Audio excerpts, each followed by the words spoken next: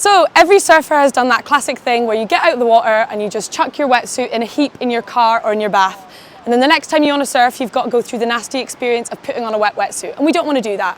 So here are our best tips for drying your wetsuit, and then some extra tips on how to put your wetsuit on nice and easily.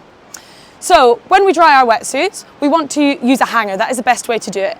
And you can either use a standard hanger like this, which just goes in the shoulders, but the negative of that is that if you use them multiple times, it can warp the wetsuit.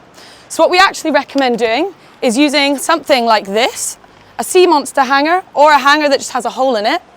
And then what you can do, put the wetsuit through the hole so that it hangs like this, folded over.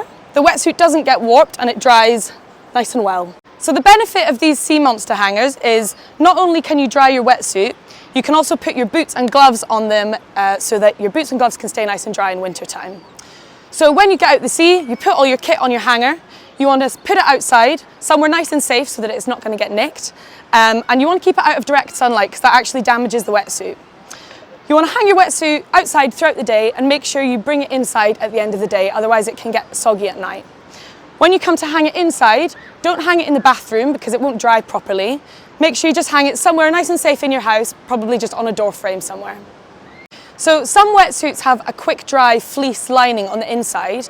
If your wetsuit has that, turn it inside out because it'll dry faster. However, a lot of people find that if their wetsuit doesn't have that quick dry fleece, if they leave it the right way around, it'll dry better. But either way, make sure you dry it both on the outside and the inside. So loads of people will get out the water and forget to rinse their wetsuit, which will make it smell and it'll also decrease the lifespan of the wetsuit. So just make sure you give it a quick rinse in fresh water before you start drying it. So when it comes to time to put on your wetsuit, most of the time we're going to be doing this at the beach or next to your car. So you want to make sure you're maintaining your modesty. So most of us use these changing robes, which are really useful. So I've already got mine on, so I can roll my wetsuit down halfway. I'm going to put in one leg at a time and pull it all the way up to my waist. To make it easier to get my feet into my wetsuit, I can use a pair of socks, put them on my feet, and the wetsuit will slide right on.